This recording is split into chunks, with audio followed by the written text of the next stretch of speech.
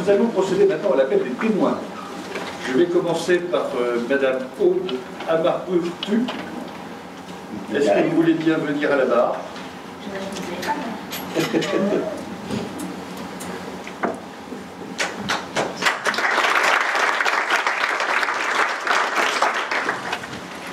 Donc, Madame, vous jurez de dire la vérité, rien que enfin, toute la vérité, il n'y a rien que la vérité. Vous levez la main droite. Oui, je jure, enfin, je vais essayer. Merci. Je suis un peu impressionnée. Vous êtes des RH? Yes. Itelios. Itelios. Alors, vous pardonnerez, mais la Cour ne savait pas ce qu'était Itelios, donc nous sommes précipités sur Google, et j'ai vu que donc, vous étiez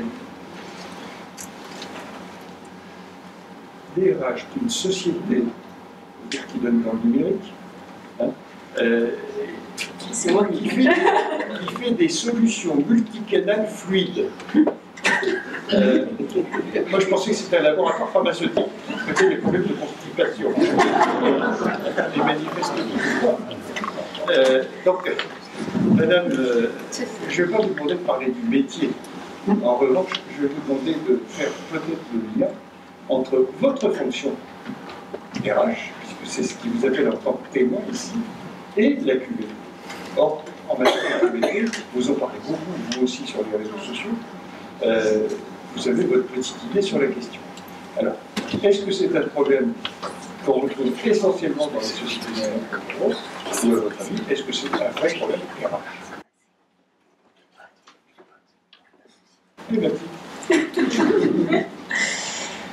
Alors,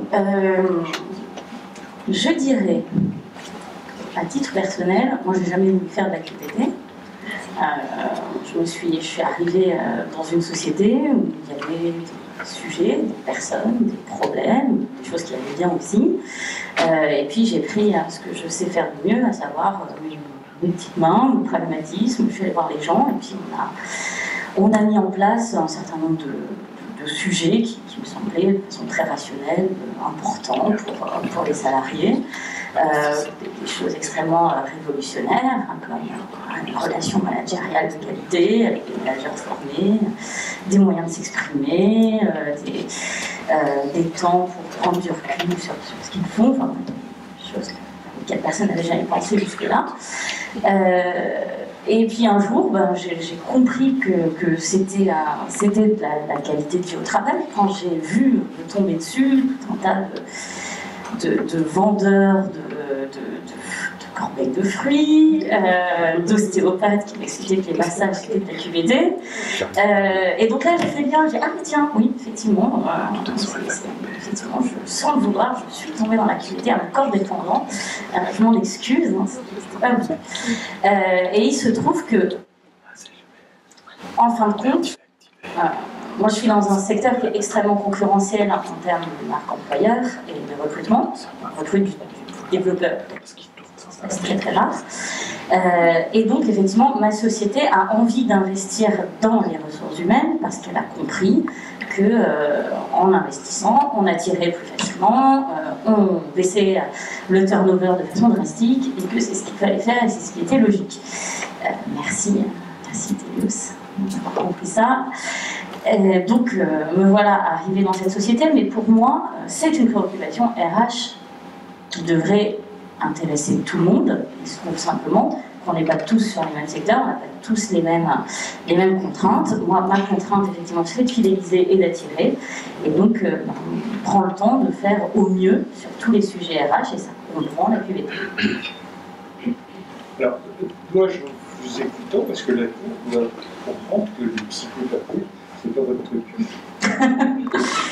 Alors, j'avoue, j'ai 4 baby-foot.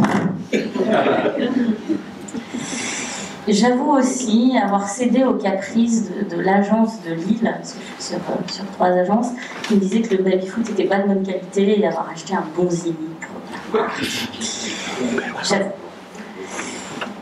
J'avoue aussi avoir invité des masseurs un jour pour célébrer un événement. Je l'ai fait.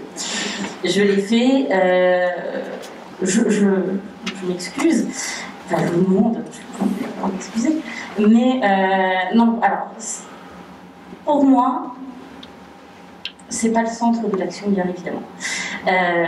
Si j'ai mis un baby-foot, c'est parce que je me suis dit, trop bien, mes geeks qui ont du mal à se parler, qui ont du mal à avoir des relations interpersonnelles, ils vont pouvoir se rencontrer, ils vont pouvoir parler, casser les silos, comme on disait tout à l'heure, parler aux gens de l'autre service.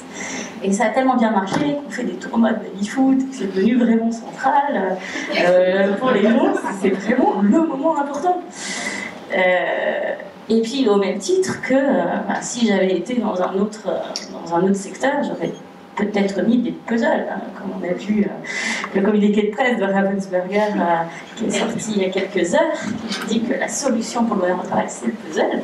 Et peut-être que dans un autre contexte j'aurais mis des puzzles.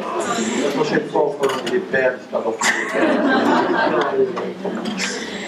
Donc en fait, tout simplement, encore une fois, c'est du pragmatisme. J'ai une population et je me dis qu'est-ce que je peux mettre en place pour qu'ils aient envie de venir, de se rencontrer, de partager, créer des innovations. Donc parfois, ça passe effectivement par des choses qui peuvent ressembler à de la caricature, mais fort heureusement, ce n'est que la partie périphérique, enfin je l'espère, de l'action. Alors, je suis allé voir votre profil sur LinkedIn. Et j'ai vu que les sociétés que vous suiviez avec beaucoup d'intérêt, c'était l'UNICEF, Médecins du Monde, la Croix-Rouge. Quelqu'un m'a balancé. C'est LinkedIn. Les relations en fait, entre QVT et ONG, c'est quoi? Alors, il y a cette question en suspens de les relations de la RSE. La RSE, on a longtemps, responsabilité sociale environnementale, un réseau social d'entreprise, pardon. La RSE, on a longtemps discuté de savoir est-ce que c'est un dossier RH, pas RH, plutôt convaincu que ça fait quand même partie de plus ou moins du périmètre RH. Est-ce que c'est lié ou pas à la QVT? Ben, tout ça, en fait, ça va nous faire retrouver plus ou moins dans la question du sens au travail. Aujourd'hui, si tout n'est pas fan de cette salle, de la question du sens au travail, les collaborateurs cherchent du sens, c'est certain. Et nous, on a chez Telos, comme partout ailleurs, on a cette problématique qui ressort régulièrement. On a un problème du sens. Et quand j'interroge les salariés sur mais qu'est-ce que tu veux dire par sens, parce qu'on va tout mettre là-dedans, il y en a un qui me dit c'est simple, je n'ose pas pour la Croix-Rouge. Excusez-moi, on n'est pas la Croix-Rouge. Nous, on fait des sites de e-commerce pour des grosses sociétés capitalistes. Donc on va pas se transformer en la Croix-Rouge demain. Donc on a développé un programme RSE avec du mécénat de compétences, avec des actions petite ampleur, plus grande ampleur, pour que ceux qui veulent aussi s'investir dans ces missions-là puissent le faire, avec la liberté de le faire, aucune obligation. Moi je fais partie des gens qui sont un peu pilotés par ça. Donc le lien, je le trouve surtout sur cette question RSE, question du sens, parce que pour moi la QVT c'est aussi ça, c'est forcément quand on trouve du sens à ce qu'on fait, on trouve plus de qualité à son travail, et à sa vie au travail. Monsieur le procureur, au lieu de regarder votre téléphone, pas de question, madame? Maître? Alors, même Une petite question. Non. Merci beaucoup, madame. Merci.